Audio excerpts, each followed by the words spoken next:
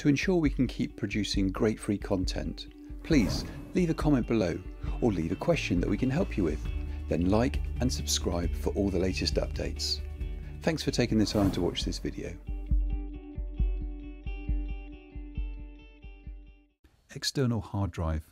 If you don't want to pay for the minimal cost for storage, you can always transfer your photos to an external hard drive.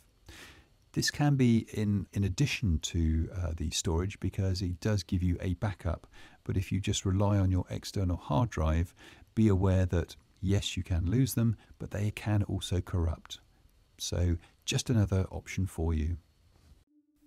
To ensure we can keep producing great free content, please leave a comment below or leave a question that we can help you with. Then like and subscribe for all the latest updates.